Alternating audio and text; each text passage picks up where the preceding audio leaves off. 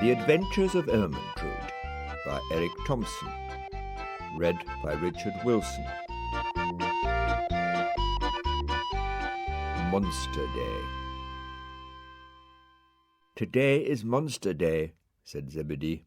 "But remember, there are monsters and monsters." And he laughed, and he was gone. Florence and Dougal weren't quite sure what he meant, but then they saw it. "It's not a monster," said Florence. "It's a cow. Hello, cow." "Hello," said the cow, and she mooed contentedly. "Come and say hello, Dougal." "I'm not saying hello to a flower-eating monster." And he darted quickly behind a tree. "I don't eat flowers, so why should monsters?" Florence came to look for Dougal, who now ran up the tree. He was still just a little bit frightened. "Come down, Dougal. Cow says she'll take us to see the pretty flowers, special ones that she doesn't eat." But Zebedee said it was time to go home.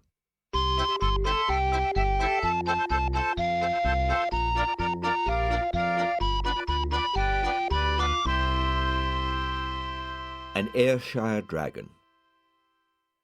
Florence arrived at the roundabout and met Mr. Rusty. "What's that you've got?" Mr. Rusty asked. "It's a book," said Florence. Suddenly Zebedee arrived. "Doing a little reading?" he said. "Yes," said Florence. "You're not the only one. There's some reading going on in the garden, too." "Really? That's unusual." "I'll say," said Zebedee. Dougal was the one who had been reading, all about Don Quixote and his horse Rocinante. Let's see, he was followed by his faithful servant Sancho Panza. Now, I need a faithful servant. Fortunately, just then, Brian arrived. "Did you know you got a plate on your head?" "Never mind about that. I've got a little job for someone. I need a faithful servant. Have you tried the Labour Exchange?" "I don't need them. I've got you." "Me?" "You. Come here, look at this." And Dougal told Brian all about Don Quixote and Sancho Panza. "Doesn't sound very me," said Brian. "Silence, and join me in my quest." "Oh, I like a quest." Ermintrude saw the quest arriving and got a little agitated. "Are we questing for anything in particular?" said Brian. "Silence on the quest," said Dougal. "And give me the book. First, the dragon." Ermintrude denied being the dragon. "I'm an Ayrshire." "Yes," said Dougal, "an Ayrshire dragon, the worst sort. Why have we stopped?" "Why pick on me, dears?" said Ermintrude. "I don't know," whispered Brian. "No whispering on the quest." "What's he doing, dear?" "He's being Don Quixote." "Might I trouble my faithful servant to get back here on the double?" said Dougal. "Surely, Don Quixote," said Ermintrude. "Yes, what about him? Did he have a lady love?" "Oh dear," said Dougal. "Come on, we'd better get out of here fast." "Yes, Don," said Brian. "Stop," said Dougal. "Stop. What's that I see?" "I don't know. What do you mean, that windmill?" "Giants! Charge!" Florence arrived. "Ermintrude," said Florence. "Esmeralda, dear, the lady love of Don Quixote. Dear man." "Oh," said Florence. Meanwhile, Florence saw a very strange sight. Dougal had charged the windmill and had come off decidedly second best.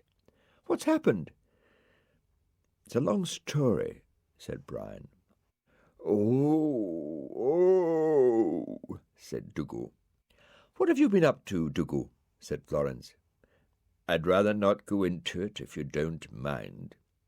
"Well, I've brought you a book to read." "What is it? War and Peace?" "You," said Ermintrude. "Look what I've got." "She's gone dotty," said Dougal. "But she's got sugar." and not being a dog to turn down an offer of sugar, he graciously accepted it. "Thank you. I wonder if Don Quixote had an Ayrshire for a girl-friend." "Yoo-hoo!" said Ermintrude. "I'm terribly confused," said Brian.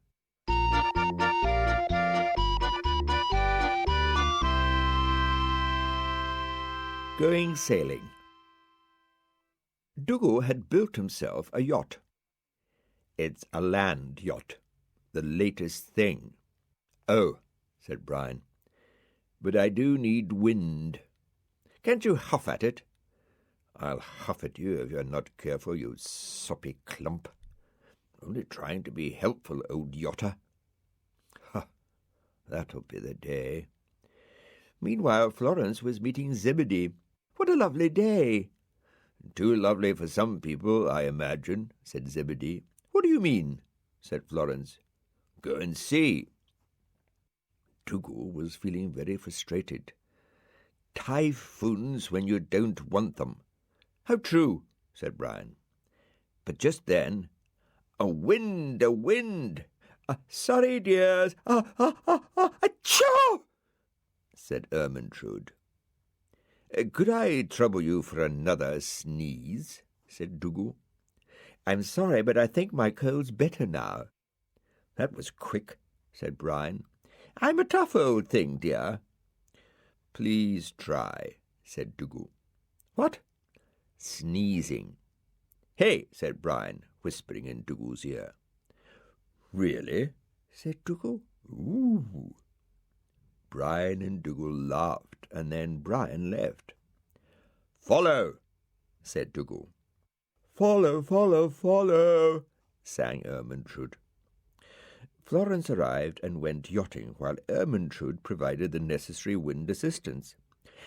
"I'm exhausted," said Ermintrude. But luckily a real wind blew up. "Help!" cried Dougal, picking up speed alarmingly. He was blown to the cliff edge, where, fortunately, he stopped. "Oh, that could have been very nasty." "Time for bed," said Florence.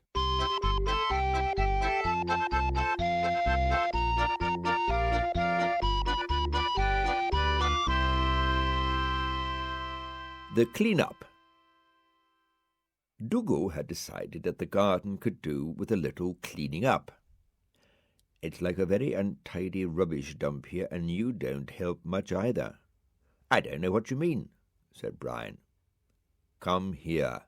I'm coming. I'm going to clean this place up, and you are going to help me." Dougal showed Brian his vacuum cleaner. "It's the latest model, battery-driven, fully transistorized, automatic, and extremely expensive. So don't mess about with it, all right?" "Right. Here we go. Just try it out. Now, let's see." He looked closer. "Press to start. Oh, very good." "Ah!" said Brian, disappearing suddenly. "Where's he gone? Now, that is typical." The vacuum cleaner suddenly went out of control. "Come back, you idiotic machine. It's gone mad. Meanwhile, Florence was meeting Zebedee. "I'm going to do some cleaning," she said. "You're not the only one," said Zebedee, laughing a little. "Why are you laughing?" "You'll see," said Zebedee as he watched Dougal flying above Ermintrude. "Oh dear, what's that?" said Ermintrude, backing away. Dougal landed with a screech of brakes. "Get back, you naughty thing!" Dougal tried to get back and stopped. "Now, I've heard of spring cleaning, but this is ridiculous." "It's not my fault." "You were driving, dear." "I wasn't driving. It's a vacuum cleaner," said Dougal. "What?" said Ermintrude. "A vacuum cleaner. I'm trying to clean this place up. It's like a cow stall." "Choose your words, dear boy." "Hang on," said Dougal, and he pressed the reverse button. With a whoosh and a clatter, the cleaner expelled Brian, among other things. I feel I've been put upon," said Brian. "Where have you been?" said Dougal. "Never here when you're wanted." Florence arrived with her feather duster. "It's cleaning time." "Is this edible?" asked Ermintrude, examining a duster. "I don't feel like cleaning any more," said Dougal. "Just get on with it," said Florence. "I know I shall get housemaid's knee. Anyone want a daily dog?"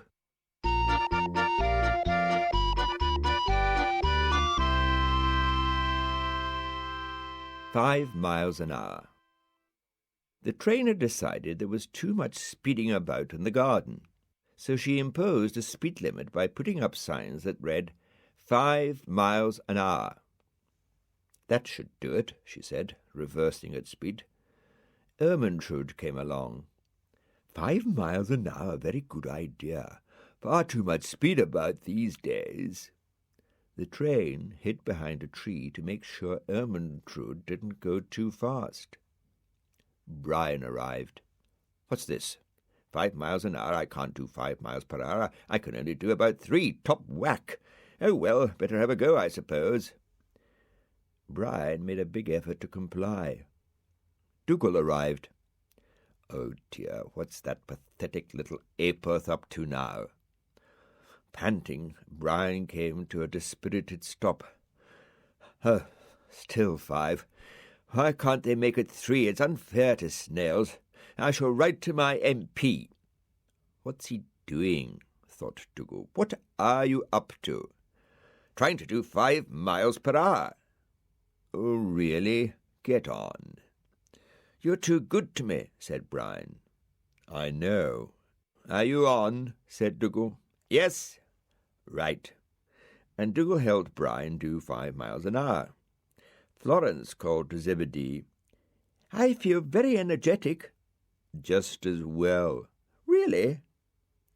Florence arrived in the garden and found Dougal rushing around agitatedly. "Lost something?" "Yes, a snail." "You mean Brian?" "Do you know any others?" "I was giving him a ride, and he just flew off. Now I've lost him. My little friend. Where can he be?" "When did he fly off?" asked Florence. "When we reached 80. 80? Ermintrude and Brian appeared in the distance. "It's him," said Dougal. "He's back. Stop." Ermintrude stopped, without informing Brian, who landed with a thump. "Are you two all right?" asked Florence. "Perfectly, dear." "I'm not," said Brian. "Well, who cares about you?" "Oof." "Well, I like that. Here I am, doing my best to keep up with the speed limit, and nothing but abuse do I get. It's rotten." "Oh, dear," said Florence, sighing. The train arrived. "I hope you're not going too slow," said Dougal. "You have to keep up around here, you know." "Those signs are a speed limit," said the train. "Well, why didn't you say so? We're not mind readers, you know." "I feel quite frail," said Ermintrude. "And you know whose fault it is." "Referring to me," said the train. "The least you can do is take me home." "I daren't look," said Brian. "Why doesn't he get a bicycle?" said Dougal. "Don't forget." "Clunk, click," said Ermintrude.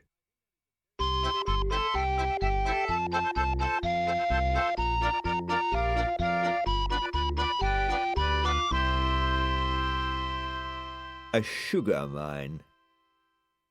Dougal got his weekly grocer's bill in his letterbox. Sugar, £63.50. I don't believe it. I don't believe it. I thought there was a shortage. What am I going to do? I can't afford that. I shall have to go to work. I'll have to win the pools. He thought hard. I must do something. Steps will have to be taken. Yes. So Dougal decided to dig for his own sugar.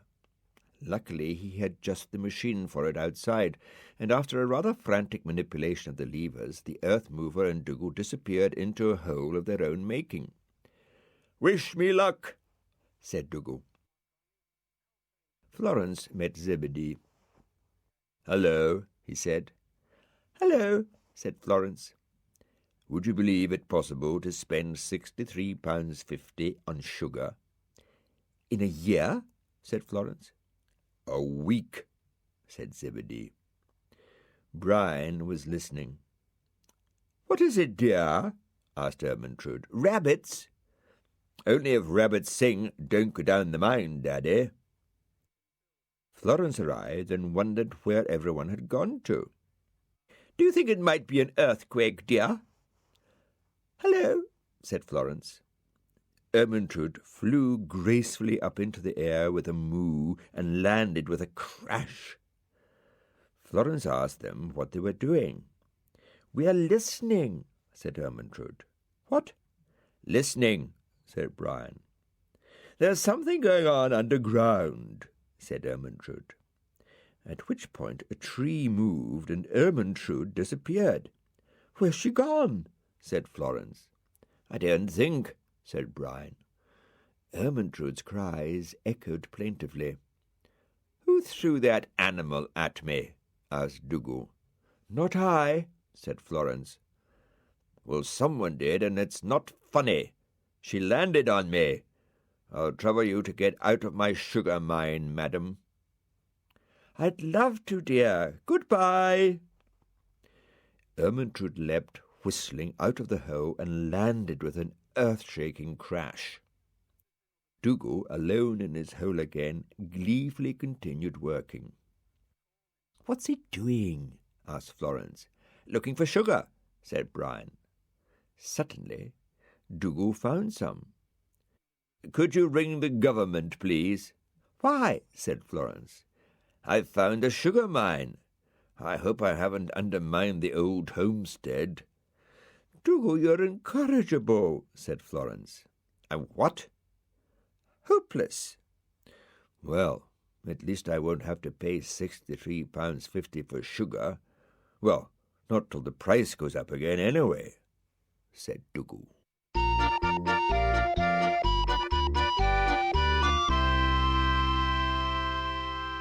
Sugar Rescue. "Ah, that's better," said Dougal, slurping thirstily. "It's very hot, unusual for the time of year." "Hey, your sugar's melting," said Brian. "What? Oops, I shall have to do something about this." "Sell it." "Sell it? Go into trade? You must be dotty." "Well, you better do something, or it'll be a soggy mass." Dougal saw the sense of this. "I'll put it in the fridge." Luckily, there happened to be a very big deep freeze to hand, fully automatic. So Dougal put the sugar into the fridge, which started to rumble and shake rather alarmingly. "What? What? What?" Brian had already retreated hastily outside and was hiding behind a tree. "I don't think it likes it." "Then it can lump it." "Oh, very droll," said Brian. "I just hope it doesn't blow up." "Why should it blow up? It's a deep freeze, isn't it? It's supposed to freeze anything." "Or perhaps it hasn't got a sweet tooth." "Oh, don't talk rubbish," said Dougal. "Well, I hope we won't regret it, that's all." "Tea for two," sang Ermintrude. "Shostakovich, I presume," said Dougal, laughing. "Scoff not, dear, or I'll sing it again." "Spare us." And with that, Ermintrude took to the air with a whee and landed with a splash. "What did she do that for?" said Dougal. "Perhaps she was hot," said Brian. "Ah, that's the way to keep sugar cool, under water, see? Simple." "There's got to be a snag somewhere," said Brian. Dougal got his sugar out of the deep freeze. "Won't sugar melt under water?" But Dougal wasn't listening. "Don't put any more of that stuff in here, okay?" said the freezer. "Charming," said Dougal, and loaded his sugar into his special underwater machine. Florence was waiting for Zebedee. "Isn't it hot?" said Florence. "Yes, it is rather," said Zebedee. "I should go and cool off if I were you." Florence went into the garden to cool off, but she couldn't find anyone except Ermintrude. "They're all under the water there, dear." "Why?" "Well, they're doing some very funny things with sugar. I'll go and see."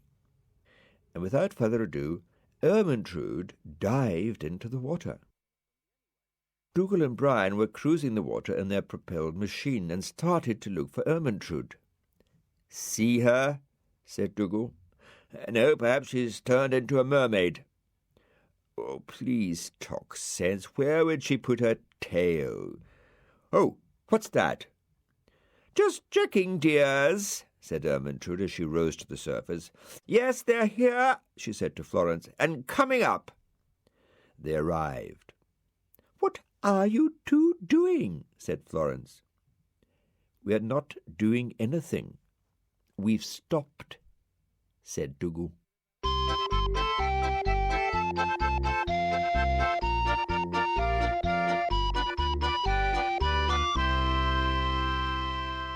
Wishing Day. Florence said hello to Mr. Rusty, and Mr. Rusty said hello to Florence. "Oh, I wish I was in the garden," said Florence, whereupon she suddenly disappeared. Goodness gracious, what a strange thing. "Any wish you'd like?" said Zebedee. "No, I'm fine." "Well, it's wishing day, and I've supplied a wishing machine." "Hello, Dougal," said Florence. "What's that funny-looking object?" "No idea." There was a strange noise from the machine, and Brian appeared. "Hello. I was just wishing I was here." And the machine rumbled again, and feathers started to appear on Brian. "What do you think you're doing?" said Dougal.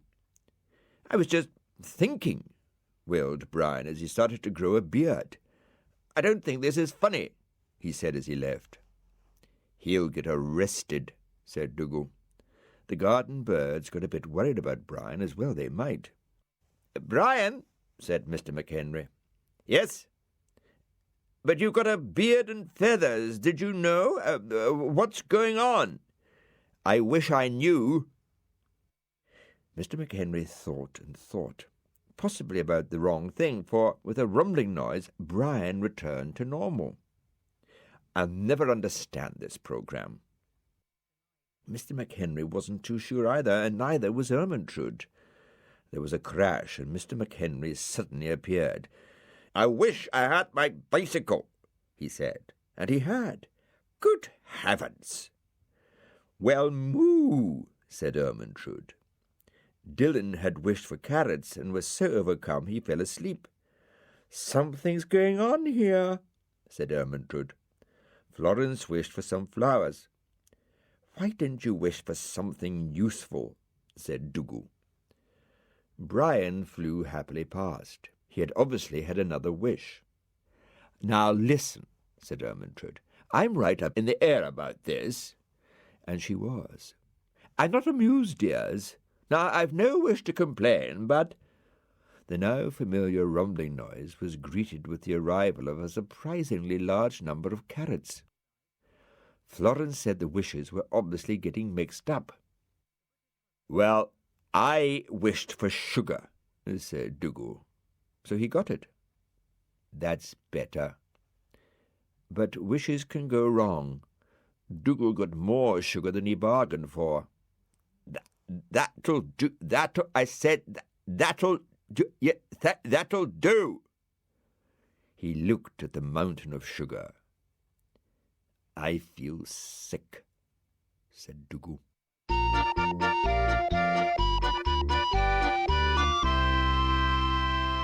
The number 12. Ermintrude was drumming with her hooves as cows do. Roll up, I've a special announcement. To me, everyone, to me, come along, don't be shy. Now where is everyone? Never here when you want them." Suddenly the drum broke under Ermintrude's energetic assault. "Oh dear," said Ermintrude. Dillon arrived to see what all the fuss was about, and he asked Ermintrude to give him a ride. "You'll have to pay, dear." "Pay? Like pay?" "Of course." "Oh, no, ma'am. Why pay?" "I'm a bus. Now get off." Dougal decided to take action. "Now, wait a moment. Now, wait just one moment. What's all this about being a bus?" "Oh, are you a bus?" said Brian. "What's your number?" "I'm a 12, said Ermintrude. "Let's all go down the Strand." "Poor old thing. Thinks she's a bus," said Dougal. Florence arrived. "Oh, hello," said Ermintrude as she passed her noisily. The train arrived. "Hello! Oh, hello, dear thing." "And what might you be doing, if I may make so bold, madam?" "I'm a bus, and number 12. Let's all go down the Strand." "May I have a word?" said the train. "Of course, any amount, dear thing." The train got rather agitated. "I want no buses on my patch." "Oh, come now," said Ermintrude. But the train wouldn't listen, and she went off in a huff. Buses, indeed! Whatever next? "Oh, dear," said Ermintrude. "No wonder she was nationalized. Ah, well, I'll just have to show her." So Ermintrude passed the train and then stopped. "I've got time for a snack. I'll still beat her to Southend." The train tooted and startled Mr. McHenry. "I think I've given her enough start." There was a confrontation at the crossing. "I have right of way," said the train. "Oh, hoity-toity," said Ermintrude. "Now, ladies, this will not do. Do it will not," said Dougal. "Well, make her get out of the way of my bus," said Ermintrude. "Oh, dear," said Dougal. "No wonder the country's going to the dogs. What am I saying?"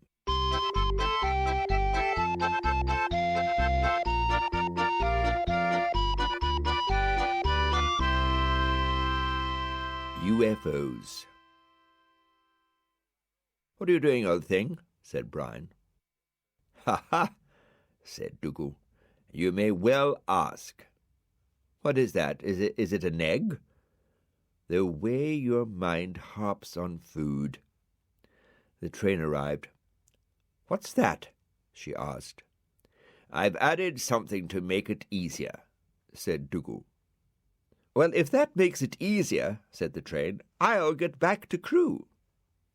Dillon arrived. Like, what's like that?" "Oh, you're all so ignorant," said Dougal. "It's a UFO." "Uncle's funny onion," said Brian, laughing. "Unidentified flying object." "Ah, like flying saucers, man," asked Dillon, sitting down and starting to go off to sleep. "Exactly." "What?" said Brian. "Flying saucers," said Dillon. "Visitors from another planet. From Mars or Venus or Neptune," said Dougal. "Or Barnsley," said Brian. "Oh, this is hopeless, like explaining to a brick wall." "Still looks like an egg to me," said Brian. Dougal was on the lookout for visitors from outer space. None too hopefully. Dillon yawned and went to sleep. "How do they keep flying saucers in the air?" mused Dougal. "Come in, number 3, your time's up," said Brian. Meanwhile, at the roundabout, Zebedee met Florence. "Shall we go, then?" said Zebedee. "Why not?" said Florence. "See some flying saucers." "Flying saucers?" "Well, you never know," said Zebedee.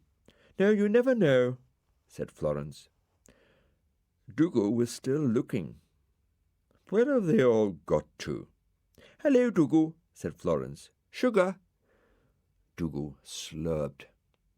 "You're too good to me." "I know," said Florence. "You haven't seen any, I suppose?" He means flying teapots and plates and that, said Brian. Well, there's something odd. Odd is right. Hello, dears, said Ermintrude. I'm an easily identified flying thing. I'm a flying cow. Up, up and away in my beautiful balloon. Ermintrude fell to the ground with a crash. Are you all right, Ermintrude? Said Florence. Yes, thank you, dear. Just feeling a little light in my feet. She's about as light on her feet as a hippo with a sprained ankle. I heard that, dear. Here I come. And Ermintrude glided upwards and sang, Up, up and away.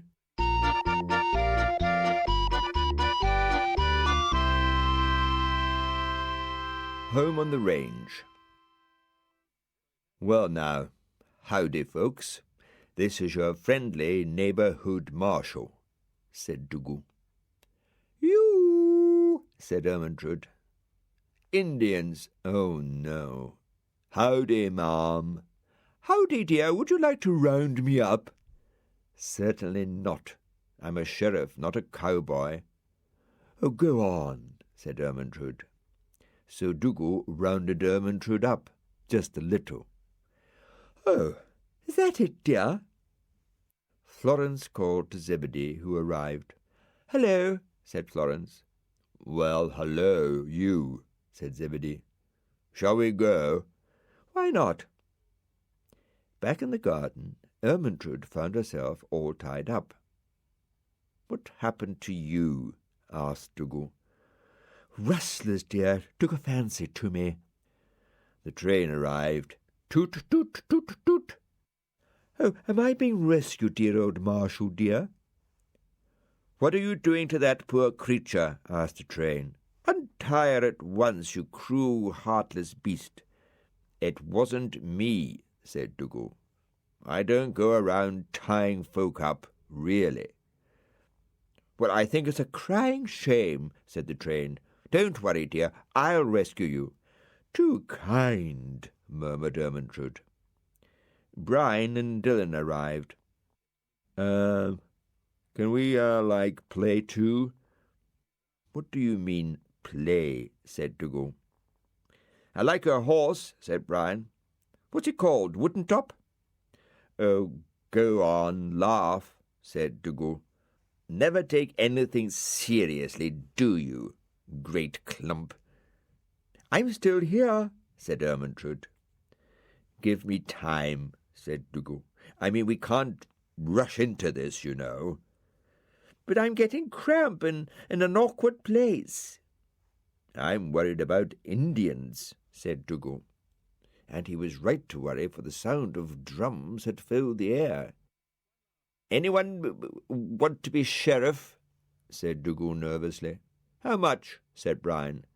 Don't be rotten. Charming. Well, hi, said Dylan. He was wearing a big star, so Dougal thought he would make a good sheriff. But Dylan lay down and yawned. Well, talk about high noon. Here I am, my friends run off, and the sheriff's asleep, said Brian. The sound of drums continued. Oh, help, help, said Ermintrude. The train arrived heroically. I've heard of a wagon train, but this is ridiculous, said Brian. The train rescued Ermintrude.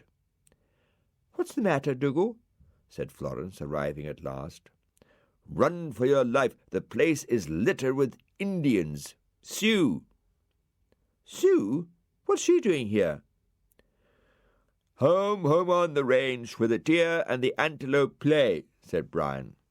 Hello, Brian. What's going on? Said Florence. Oh, just a little Indian trouble. And the drumming continued. Train's late, said Florence. I'm not surprised, said Brian. He looked at Dylan. That's our sheriff. Very quick on the snore.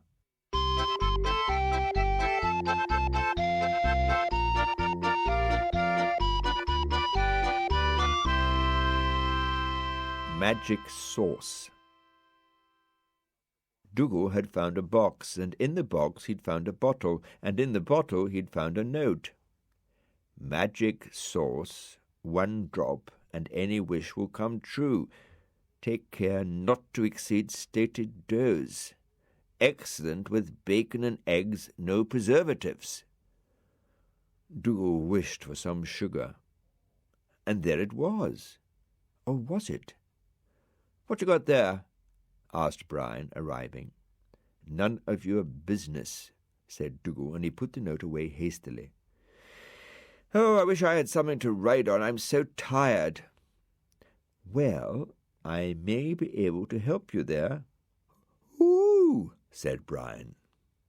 Have a wish, said Dougal. I wish I had a snaily bicycle. And there it was, a snaily bicycle. Another satisfied customer. I hope you've got a license, said Dougal. Wait a minute, some sugar for you. I knew I had some in my pantry. Dougal collected the sugar thoughtfully. I think I'm on to a good thing here. Ermintrude arrived. Hello, dear boy. May I come in? Have you a particular wish? Said Dougal. Something you've always wanted? Yes, I want to go to the moon and see what it's really like. 3 lumps of sugar and your wish is granted. Dougal held out the magic bottle. Have a sniff of that. Oh, said Ermintrude. Oh, I feel so light I've come over all unnecessary. And Ermintrude took off. Don't forget to pay. Here, said Ermintrude. Dougal put the sugar away, chortling. I'll have enough to last me for life. And he started to pick some flowers for Florence, who was meeting Zebedee. Zebedee arrived. Shall we go then? Said Florence. Go where? Said Zebedee, innocently, laughing a bit. Oh, come on, said Florence. You know where. Dougal had picked a bunch of flowers for Florence. I think I'll have a lump of sugar while I'm waiting. But it was easier said than done. The magic sugar just wouldn't stay still. Come back, you lump, you. Oh, I'm so furious. What's the good of this? Florence arrived, and Dougal gave her the flowers. Oh, thank you, Dougal. Don't mention it. Dougal slurped on his sugar. Oh, I needed that. Thank you. What's the matter? Said Florence. Well, it's a long story, but if you've got a couple of days free, I'll tell you. Listen, said Florence.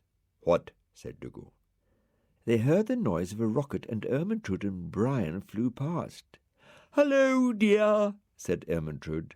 Hello, dearies, said Brian. Dougal thought he'd better have another wish, but before he could do so, Zebedee arrived in the box. I'd better take this away, hadn't I? Yes, said Dougal heavily. The bottle and box vanished, but some sugar was left behind. Oh, look, Dougal, said Florence. I'm looking. Brush your teeth, said Zebedee. Of course, laughed Dougal. Got a brush?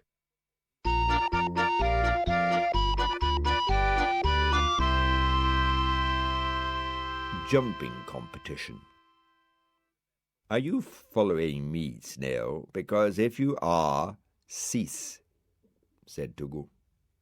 But I'm your chum, said Brian. I should be so unlucky. And anyway, I'm preparing for the Olympic Games. Long jump. The long jump is only difficult if the landing area is a long way from the takeoff area. Now, I have brought the two closer together, making the long jump. What's that rabbit doing? The rabbit was playing the guitar. Check, said Dougal. The music continued. Tell him to go away, said Dougal. He's bigger than me, said Brian. Dylan played on. And meanwhile Zebedee was meeting Florence. I hear there are games in the garden. Special games, Olympic-type games. Oh, good. What are you doing, Dougal? Said Florence. Jumping. Jumping? Me too, said Brian. No, you're not, said Dougal. He's not. I am, said Brian. Dylan decided not to jump. I'm a great jumper, said Brian. Modest little soul, aren't you? Great oaf. Mr. McHenry came up, lit the Olympic flame, and left.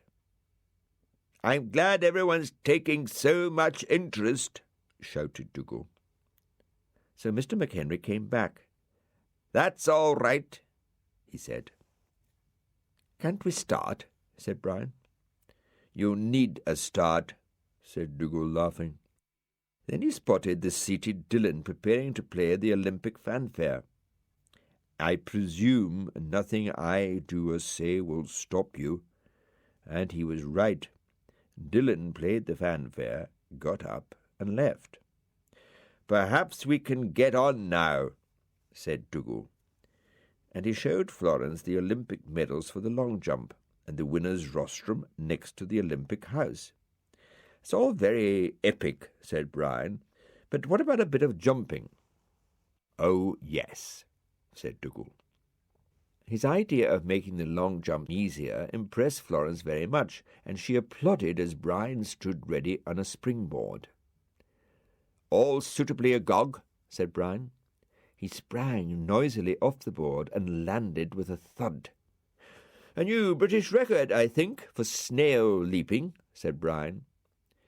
Dougal decided it was high time he jumped, so he did. Meanwhile, Ermintrude entered silently. I think I win, said Dougal. But Florence wasn't sure, and neither was Mr. McHenry. I think we should measure. There was a very loud, not to say unexpected sound of splintering wood. Thunder, said Dougal. What? Dougal turned and looked at the board. It was broken, and Ermintrude was on the ground. Moo! What fun! I'm still in cracking form. What's the next event? I'm very good at the hammer throw, and my high jump won the moon event last year, said Ermintrude.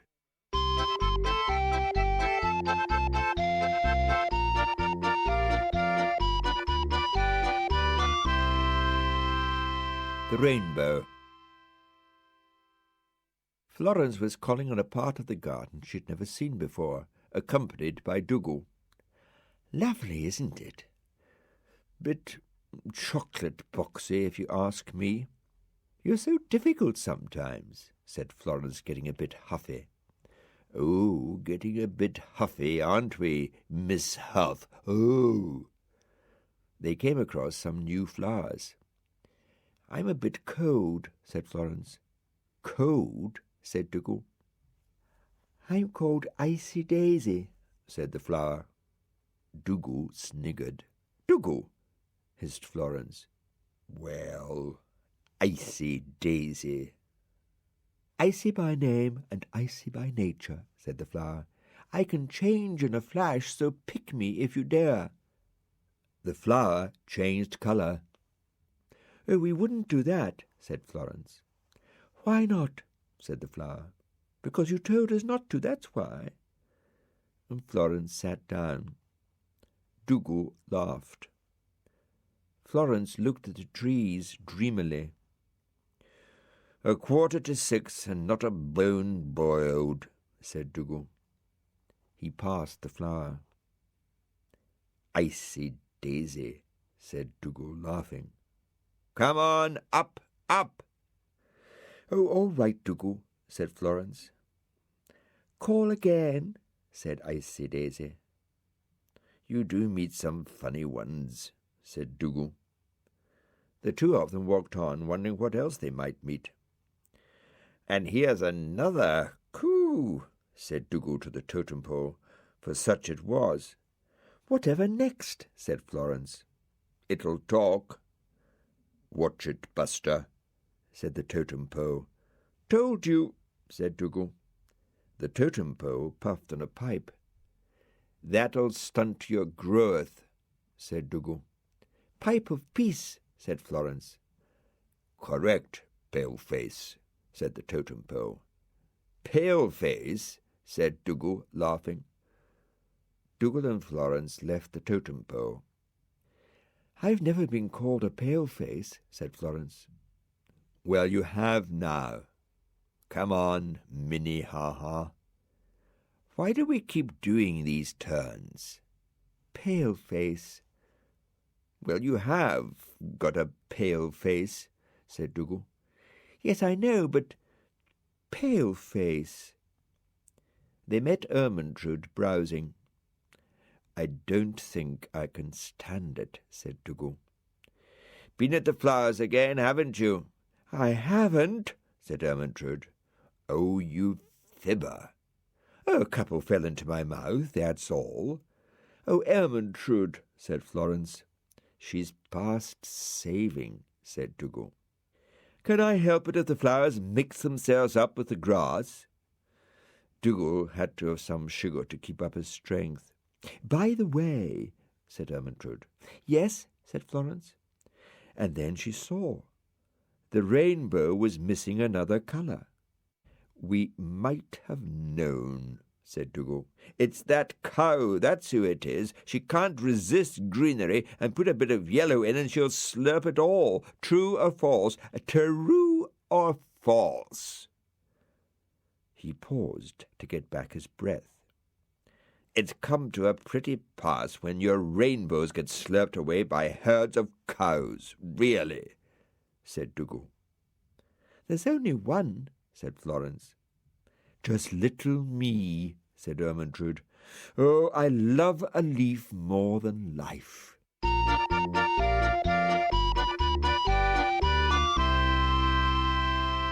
Lost Ball. Florence arrived at the roundabout and met Mr. Rusty. "I didn't see you. Were you hiding from me?" "No," said Mr. Rusty. "Oh," said Florence. "I was just oiling the roundabout. Needs oil, you know." "Oh, I see," said Florence. She met Dougal. "I have a question to ask you," said Dougal. "Ask away." "Oh, your nose is cold. How funny." "What do you mean, funny?" "Mine's warm," said Florence. "Probably because you're not a dog." "Hadn't thought of that." "Oh, really?" Ermintrude was sitting around nearby. "Hello," said Florence. "Hello, dear things. Just having a few flowers for Brecky Wecky. Nothing like a piece of daisy toast and a petunia sandwich. There's just one thing. Someone's been trampling about." She noticed Dougal. "Hello, handsome, and it's not good enough. This garden is not for trampling. It's for flower-eating and similar pleasures." Ermintrude was interrupted by a very loud noise. "What's that?" "What indeed?" said Dougal. A football team marched past. Florence and Ermintrude and Dougal followed. "I wouldn't fancy their chances against Fulham," said Dougal, laughing. "There, I knew it," said Ermintrude. "Footballers in the garden, whatever next? Is nothing sacred, I ask myself?" "Seen our ball?" said the footballers. "No," said Florence. "No," said Dougal. "But we'll all look," said Florence.